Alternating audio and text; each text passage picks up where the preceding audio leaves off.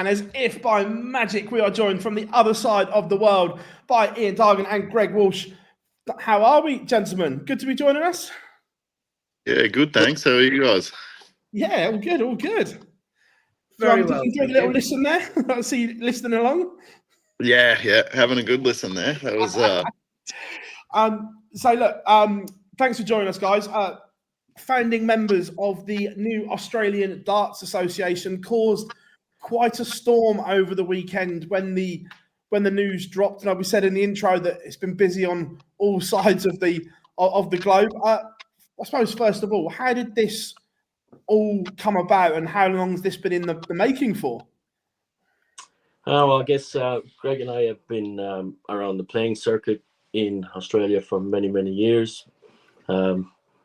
Obviously not at the right level as players. And yeah, always been very much about the playing group and trying to get the best for the players. So I guess we got together and yeah, it's a exciting time for Australia and new opportunities. I suppose looking at it, that we've been quite critical of darts, domestic darts in Australia on the channel, because we see players not playing in certain events and players going to this one and not that one, and vice versa, and so on. So is this part of the reason why you've done it? Is this why change was needed? Look, I think, yeah, that's basically why it's all come up over the past many years. The player group's very fragmented between associations and all involved. I think that we were a part of that as well. The moaning and the complaints and stuff like that, and we sort of stepped away, and we've been speaking a lot for the last amount of years, and we just sort of thought, you know what, let's actually fix this. We're not competitive dart players, so let's put our heads together and try and make something better for all these guys that are either close. Oh, they are sort of your friend group too, because there's 100 odd people that you see once a month, if not twice a month. So you sort of you want what's best for them and just the game in general, I suppose. I'm not asking you to point fingers or anything, because I wouldn't put you in that situation. But over the last 5 years, why has Darts Down Under become so fragmented? Because as I say, it's not just one organisation. This is multiples that we see certain players slagging off one, we see other players slagging off another on social media, and so on. So just across the board, how have we got to this point where it has been so fragmented? I suppose that's difficult to answer, Phil. Look, I think part of the tour in Australia has been we haven't been able to reach out, and we haven't been traveling to all the different states around Australia, which meant you miss out on that inclusivity.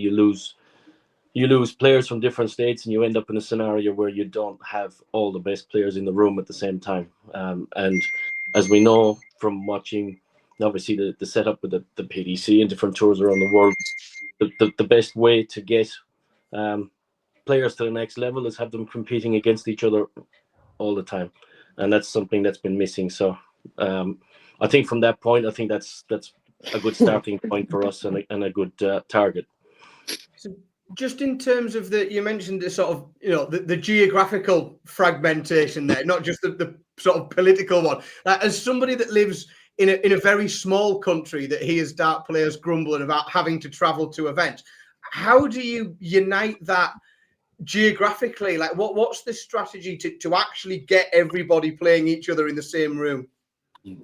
Well, I think, like Doug said, it's also the big part is making sure the tour's running around to give players in the other side of Australia, which is 5-hour flight, especially somewhere like Perth, where majority of the time, a lot of the tournaments are in the East Coast, and for you to jump onto a plane and spend $600 each way, commit to those sort of things where they have to do that every single event, which is once a month, like it's a gigantic amount of money. I understand if it's only one event in their home state, they then don't have to travel for at least one event. It at least helps them, and then there might be one in a bit more north of the east and then one down south. It's not just all in one hub.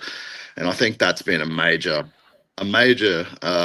fragmenting part in the whole situation of it all. And obviously just making sure that everyone gets that opportunity, and just the other thing is just trying to get in more sponsors to get better prize money, so the incentives there to travel, so they know they can get their money back, or they can possibly get themselves sponsors, get the bigger events like this Premier League, and possibly get logos and potential sponsors on to help them travel and commit to a tour. No, I like that, and you touched on the Premier League as well. You must be excited of the prospect of 8 nights in big venues showcasing darts down under. Yeah, it's a fantastic opportunity for the players that will qualify. Of course, it will give them vital stage experience for those players that will, eventually qualify to go across to play in the Worlds and what have you. That stage experience will stand to them, we believe. So, an amazing opportunity in the coming months. On the Premier League, obviously, we know about it over here. Is it on TV down under and so on? I'm guessing we'll be able to watch it on PDC TV, but is it going to be on a dedicated channel so people can watch it and so on?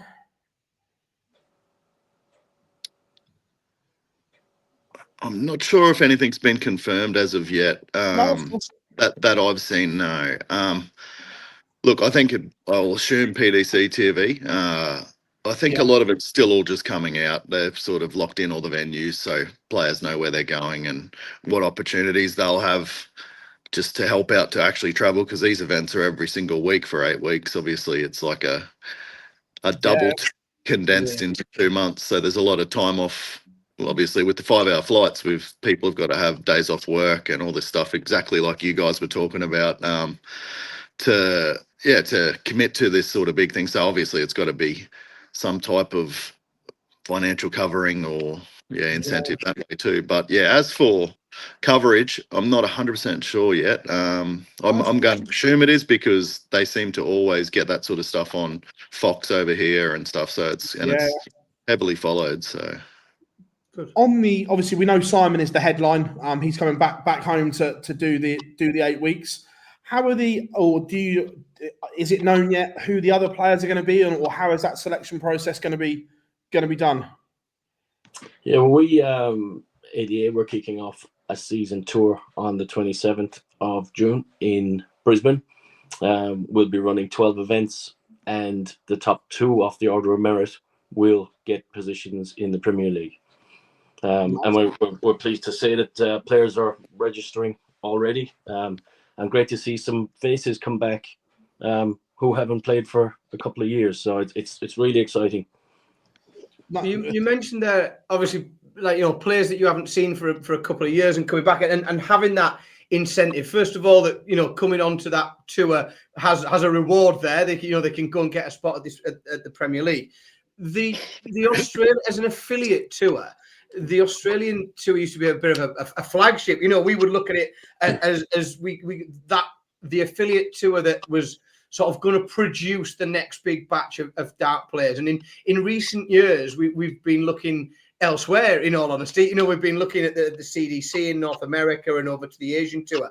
Like, the players that you are seeing and that you are used to playing with on tour there, do you think that Australia can re-establish itself as that flagship affiliate tour? Well, I think the easy answer is, well, of course, we think yes. That's our objective, to try and get all these guys back in the same room and playing for those big opportunities overseas, or even World Series here. Like, you only got to look at Damo when he won the first World Series here in Brisbane, and what it's done for his darting career a little bit, from just a casual travel around Australia player to committing, and look at him now. He's number 8 in the world or something. So, but and I think getting all those guys back out on a new, fresh look is a great opportunity for us to try and build it back to where it was. Like Doug said, we're open to New Zealand players as well. So, like, the with the likes of Ben Robb and like obviously in Australia, Raymond Smith, a few of these guys, like getting them all back in the same room, what we used to have back when Damo was even here, is only going to be a plus to make them all play better, because they're going to be meeting better players all the time. Get them all back in that same room and just lift the quality of the darts, and then hopefully get back to where we were. Well, obviously, the name that you mentioned there is the name that's always on everyone's lips is Raymond Smith, because of we've seen him do incredible things at Alexandra Palace, going winning at the Super Series and so on. And the fact that we haven't seen him for a few years and he's almost become this enigma that it's like, where's Raymond Smith? So that can only be great for you guys, the fact that we're talking about someone over here that's not played a lot. Yeah, very, very exciting for us. And Greg can probably speak more to it. He's lives very close to Ray and speaks to him on a regular basis. But we can definitely say Ray's very excited about this tour, and it's we look forward to seeing what Ray can do and all the other top Australian players as well. Just to try and get us back to the level we need to be at, so we are competitive internationally as well. I suppose looking at it from a player's point of view, we've obviously got you guys, the Australian Darts Association, we've got the DPA, we've got the ADC running, we've got the WDF. There's now a lot of organisations in one country, so to speak. Could this be slightly confusing times for players as well? And how do you kind of get your message out to them so there's no confusion? Look, I think it's just added opportunity, I suppose, where players can actually choose and not be forced to do one thing or the other. Like we try and we'll work with any of those affiliations. Obviously, we're quite close with the WDF, which is Darts Australia side. We talk to them regularly, and a lot of those players are committed to those tours, like Raymond and stuff now. So we just want to make sure that all calendars never overlap, make sure all this stuff, so players have opportunities not to have to choose between events. You don't want players having to do that. You want to give them opportunity to play any of them. But obviously you're right, there is only a certain amount of weekends we can do these things, because there are fixed dates for other things. You can't just expect everyone to travel every time. But yeah, look, we just make sure we get all the calendars and get together with those people, whether it's the start of the year but we were obviously in a good position. We had their calendars from the beginning, so that's been fun, making sure that we don't overlap with anything major. Yeah, that was going to be my next question, just to ask whether or not there was any covenants on what players, could and couldn't play in, and if they were playing in the, if they ended up becoming a Premier League player in the Australian Premier League, whether or not they would be restricted from playing in other things. But it sounds like the approach is the more darts, the better for all the players. And that, I think, is a really great approach. We've spent a lot of time talking about organisations that don't and haven't took that view. So I think it's a really good one. Absolutely. Yeah, I think that thing taking out of that with that disgruntled employee feel to them, where they don't try and overlap on purpose or any of that sort of stuff, where they're like, oh, well, you'll choose me or you'll choose me. Like, well, if you just leave it in the player's choice, it should be their choice anyway, never be the organiser's choice. So I suppose we're coming from that player side, like Doug said, where, well, I'll say attenders, not really players. We're attending, donate. But yeah, no, I think it's got to come to the players. We've always said that from day one, and it still will always be that, where the players get the option, not the organisers. It'll be just give them the best opportunity that we can, and make sure that we just continue to do that. I suppose the other one from this point of view is, it's like, this reminds, like when the PDC and the BDO back in the day and so on. Is there enough room for everyone to coexist, or long term is something going to have to give, or are you confident there is enough room in calendars and so on for everyone to coexist? Yeah, another tricky question, Phil. Look, to be honest, it is pretty congested at the moment, but I guess we will have a full season next year. So, as Greg said, we will work with the other organisations, ensure we don't clash, and let's see what the future brings. No, I like that. And obviously, I know it was touched on earlier, the World Series coming back to Australia and New Zealand. Have you guys got any involvement in that this year, or is it purely spectating? Well, I've been very fortunate to work in the back end, behind the scenes with the logistics team, the PDC logistics team, since World Series came to Australia and New Zealand. So quite a few years now, and really looking forward to being teaming up with those guys again in August. Not very far away now. Well, on that logistics side of it, I know you can't answer for the PDC, but from a fan's point of view, both here and in Australia, is that second event close to coming back, or is the three tournaments in Oceanic gone for good? Do you feel? Hard to say. Look, I guess we would love to have it back because it's more exposure for the Oceanic region. I guess that decision will lie with the PDC, and we'll see what the future holds. Well, obviously on the PDC, it's been announced that you're going to be sending one player to the World Championships. How did this all come about, this tie-up with the PDC? Because it's an unusual step for them to give spots to two different affiliate tours, so to speak. So how did your tie-up and that come about?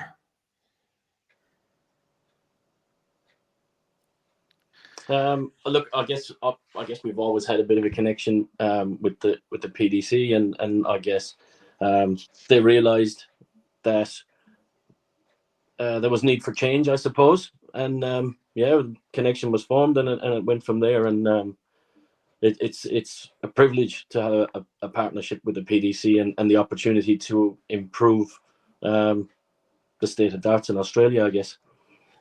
You touched on 2026 already. What is the blueprint almost for 26? How many weekends do you want to run and so on, or can you run and so on to give these guys a full tour?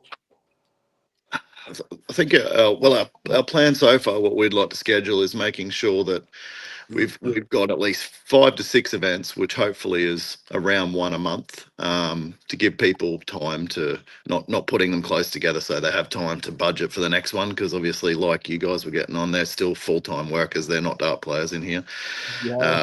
And just it's more about just it actually being a tour and giving players the opportunity to have their home state, so they're not flying 5 hours at least once, like not doubling it up in certain states where it suits. Just making sure that it's fair on all the players, I suppose. So there's if you do live further away, obviously your flight's going to be a little bit more expensive than the others, which does add up, and we do feel for those people. So if we can try and make sure that they're getting a chance to stay home for one time and just stay in their own house and run down and play in the local comp that we have there. So I think just actually forming that tour and a nice fair spread out one, nice and close to airports, so guys aren't jumping out of planes and then trying to get a hire car for 3 hours to drive, which is you nearly get across the UK, obviously.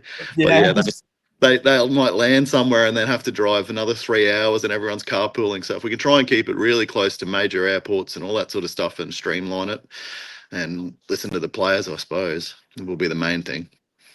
The interesting bit as well that you touched on about, obviously, New Zealand, the New Zealand guys can come over and play as well. And look, I'm not going to ask you to slate anyone, but I'm going to. When that decision was made that Australian players couldn't go to New Zealand and the New Zealand players couldn't come to Australia, that felt like a massive own goal because it weakened both pools. Now, you putting them all into one again, that must strengthen the overall depth of what you're trying to do as well. Yeah, that's exactly right, and that's a big part of the idea.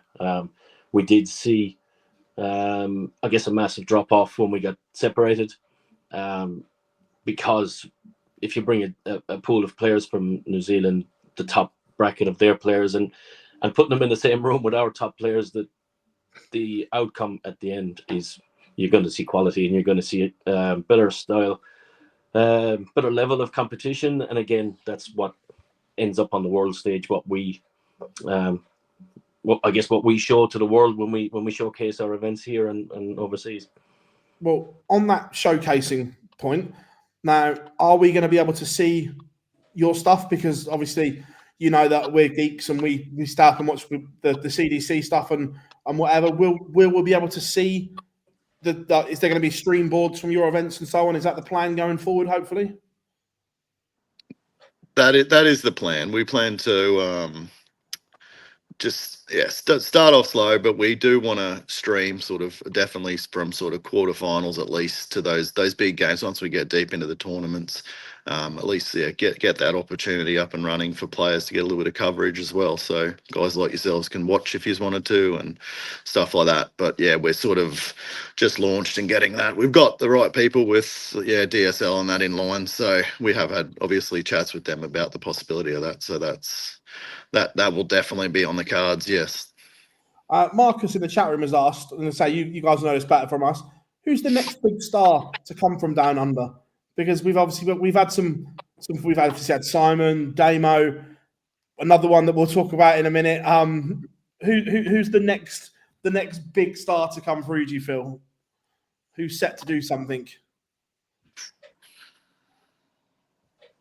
I'll leave that to Doug. Thanks for that, Greg.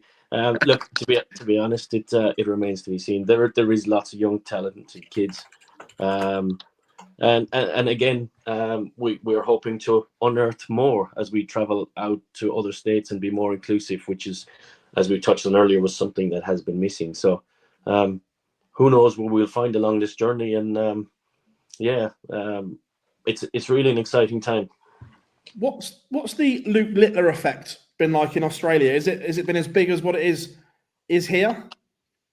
Well, you got to say yes. You only got to go into your local clubs here that we have and see that there's a lot more younger kids around. There is just the talk between, like, I've got a son who's 14, and obviously he's not driven into darts like most family darties, but and he's attached to it too. Like he loves it all, and just the kids can't believe, like, they see what he's doing now. Or it's crazy. It has had a massive effect over here, in my opinion, in Queensland where I am. You can see the juniors, and let alone the shirts popping up everywhere and things coming into dart halls, and it's crazy.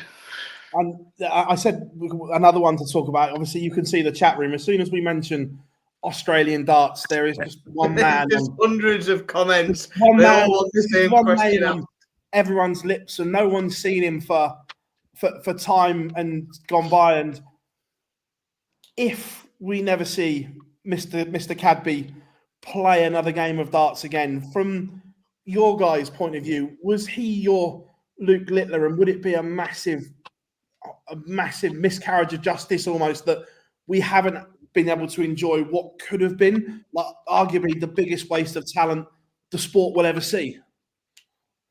Yeah, it's very, very, very fair comment. Look, a bit like yourselves, we really haven't seen much of Keds for the last couple of years, but I can speak for, and I worked pretty closely with him during that time when he was breaking through, I guess.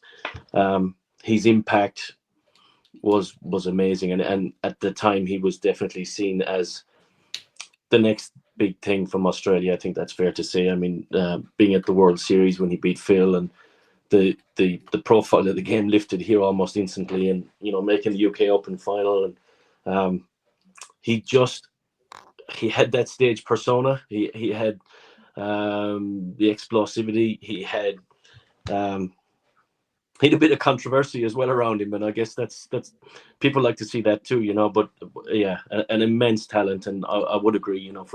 If we don't see him grace the stage again, it probably is a big loss. Look, it's no secret. I'm not going to go into the details, but it's no secret why we haven't seen him. Certainly, from a domestic point of view, is there any way back once he's sorted out his issues? Do you think, or do you believe that we won't see him again? Because the general feeling over here is, I can say, is we don't think we'll ever see him again.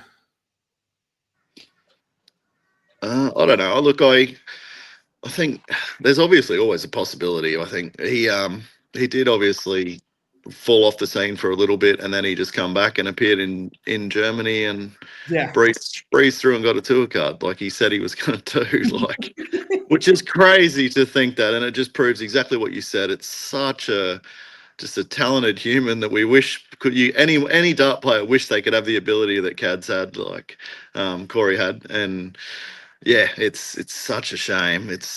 But I suppose you can never say never. Yeah, no. Again, I know it's not an easy subject.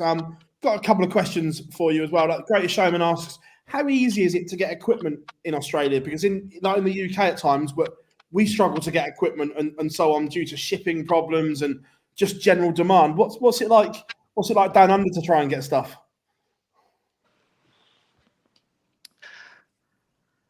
You want to go, Darts? You have a go, Greg. Look, I think it's not too bad. We just obviously realise it's going to take a few days. There are really good dart stores around too. They're just definitely not as thick as when we've been over to the UK and seen how frequently you can find one that's only around the corner and things like that. A lot more, but it's more in our dart clubs because our dart clubs are they're pretty kitted up with stuff. So just when people break stuff, but most people it's online, they order it and stuff. But yeah, they're good. That like in Queensland alone, there's good places down the Gold Coast like Bullseye and yeah, online options as well. And I know that in Victoria where Dargs is, there's Dart World and all types of other suppliers around. But yeah, it's definitely not. It's a lot trickier than you guys have. Are we going to see you two coming over for the Worlds? That's certainly a goal. Yeah, let's see who our qualifier is, and then we'll I believe we should be there. It would be a privilege to be there again, and I guess to have a player now representing our organization would be a very proud thing. Before we let you go, is there anything that you guys would like to add about what you're trying to do and achieve? I'll probably just more so. It's more of a thank you to the team behind in the background that aren't and doing these interviews or getting their faces out as much because we got a great team so far. So yeah, they're all working together so well. It's been hectic the last 72 to 3 days, I suppose, 3-4 days. So yeah, probably to thank all them. So yeah, that's mainly what I would say. Dargs, what do you think? Yeah, look, just for me, it's a massive thank you to the PDC for the opportunity for putting their faith in us. It's a privilege, and we will grab it with both hands. Yep. Well, gents, thank you very much for coming on. Like I say, it caused a whirlwind when it dropped, and always welcome to come back. Any news that you want to drop in the UK, feel free to send it to us, and we'll help you out as much as we can, because it's just great to see darts flourishing all around the world. Thanks very much, guys. Thanks for having us on and the opportunity to speak to you.